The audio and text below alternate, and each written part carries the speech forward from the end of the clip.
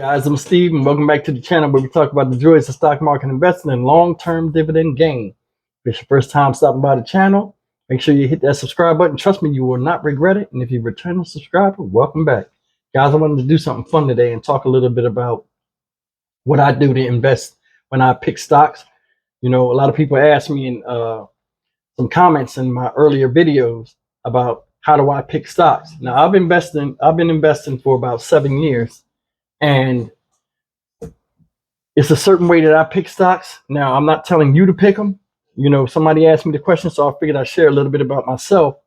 And, I'd run through a little bit about what I do.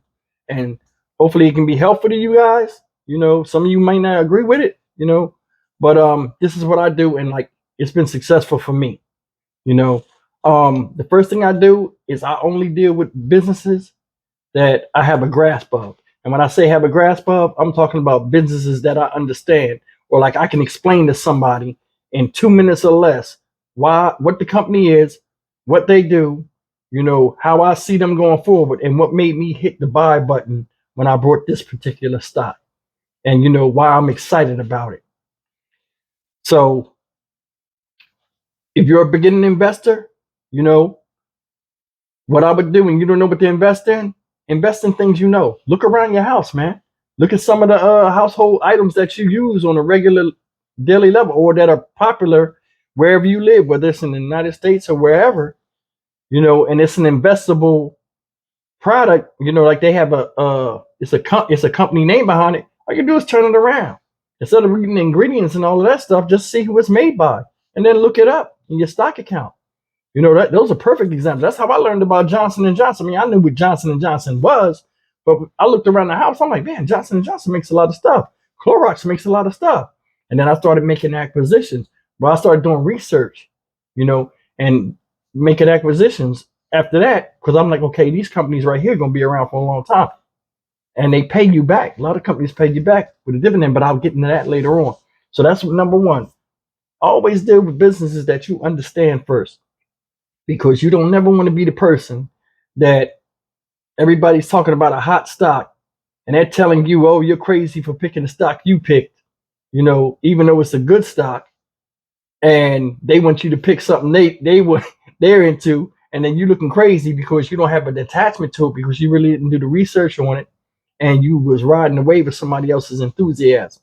It's a saying: if you buy a stock quick without thinking about it, you'll sell one quick the same way.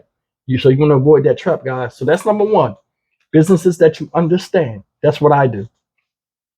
Number two, you got to know what a balance sheet is. So you got to know what balance sheet is, and in relativity to a company's numbers. And when I'm talking about numbers, are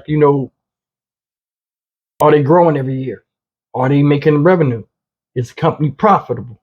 Does it pay a dividend?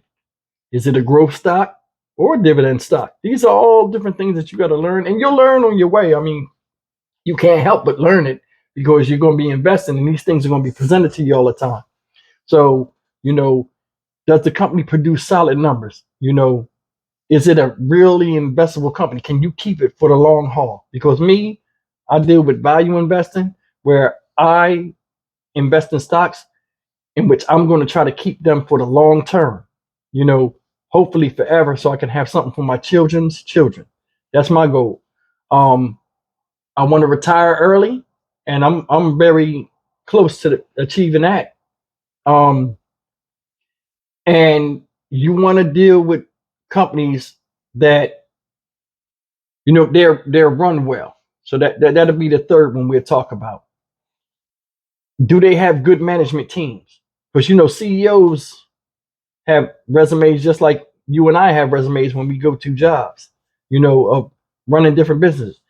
If you want to invest in the business, find out who the CEOs are, see who the CFOs are and stuff like that, and learn the company. Because remember, when you're investing in a company, you are investing, you are owning, you're an owner. You're not just buying a ticker symbol or a name. You have actual ownership. One stock means you have ownership in Apple or Tesla or whatever. It might be minute ownership, but you're still a stockholder and a shareholder. So never take that lightly. You know, you having one stock is no different than somebody having 10 stocks. 10 shares. You having one share is no different than somebody having 10 shares. You're still a stockholder. You can still look up the news and all this other thing. And like going along with the solid numbers and all of that stuff, guys, you can look up on websites, and even in like Yahoo Finance is a good one. You can look up the things, like the company, and you can see the financial numbers right there. Because you have ownership in a stock, all of that stuff is public. It's in the public domain. It's public knowledge. You can see what they spend their money on, and all kind of stuff if you look hard enough. you know so that's the thing. Run by good management, solid numbers, and a company I understand. So number 4, I would say I look at the performance. The performance charts. Now, a lot of people are iffy about this because it can be misleading. But I look at the performance charts when I'm investing in a business. I try to look at least 10 years back. Like I said, is the company growing? Are they making revenue? Like within that 10 years, I look, is the company growing, making revenue? Has the dividend changed for in a positive or negative light? Are they increasing their dividends like a lot of companies do? So those are one of the things I really look at. Another thing is I look to see if it pays a dividend. And this is big. A dividend is when the company pays you in cash, in money, your percentage of how much you have put into the business every time it's a quarterly report or when it's the time for them to distribute the dividend. Now, dividends can be distributed differently between companies. A lot of real estate companies you might invest in might pay you monthly. You might make a monthly dividend where they pay you your percentage of how many shares you have in relativity to how much one share gets paid for a dividend, and they'll pay it out to you. So it's basically your share of the profits they've made in that time. Now, some pay every month. Most stocks they pay every quarter, every 3 months. That's why, like, you watch on CNBC or you'll look at a lot of the news stories about investing. You'll hear Q1, Q2, Q3, Q4. I liken them to 4 market periods like school. The quarters and the earnings is basically the report card of what the company's done in those 3 months. So you might hear Q4, Q1, Q2, Q3, Q4. Like I stated, that's quarter 1, quarter 2, quarter 3, and quarter 4. So basically, it's just telling you what they've made. And, those are very important to pay attention to because it tells you a lot about the direction the company's going and how they're going to do in the future. And that a lot of times affects the stock price. But if you believe in the company and you believe that it's a solid company, a lot of times, a lot of investors jump on and off of there. So the fluctuation in the stock price, as long as you know it's a good company, it's ran by good people, good management teams and stuff like that, it makes it that much easier not to deal with the stress of the market going up and down, because it's going to go up and down. You're not going to always have good quarterly reports. Like right now, even in the market, a lot of good companies are expected to have bad quarterly earning reports because of just the basic economic strain that we're having right now, and current events in America and abroad. So sometimes the company can't stop people from selling it or anything like that, and we can't stop things that are out there out of our control. So it's one of those things you got to think about. Now, getting back to it, I look at the PE ratio of a company, price to earnings ratio. That's a big thing you got to look at. There's definitions about what the PE ratio is in there because I'm a little strapped for time. I'm trying to get through my points before I forget them. Another thing is the company, what's the competitive advantage of the company? And that's a big one, guys. Like Apple. Apple has an extremely good competitive advantage.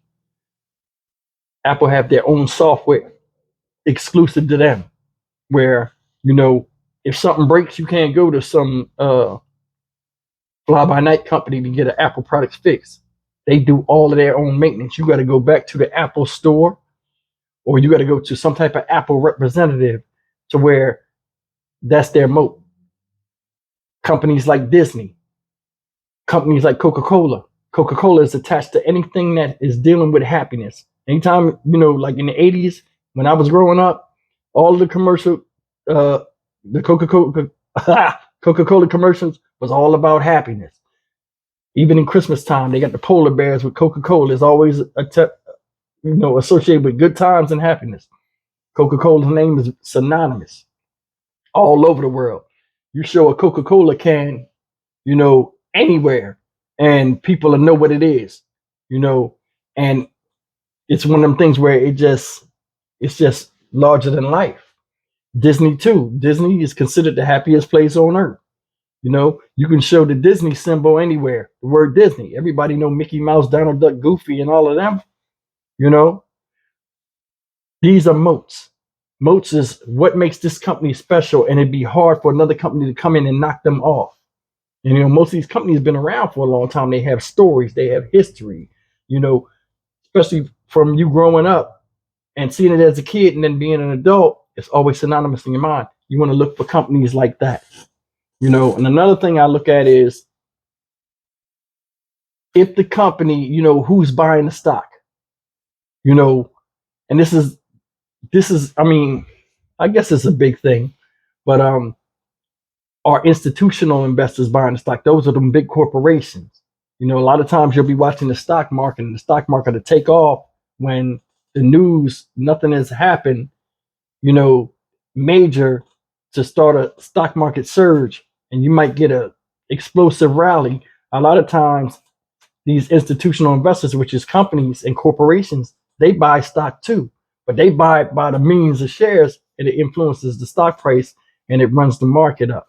We just experienced that a few days ago, where it was like a bear market rally where the stock just took off. But what else can I add? This is a small thing, and this will be the final thing I say. See where the stock is traded. Is it traded on the NASDAQ? Is it traded on the New York Stock Exchange?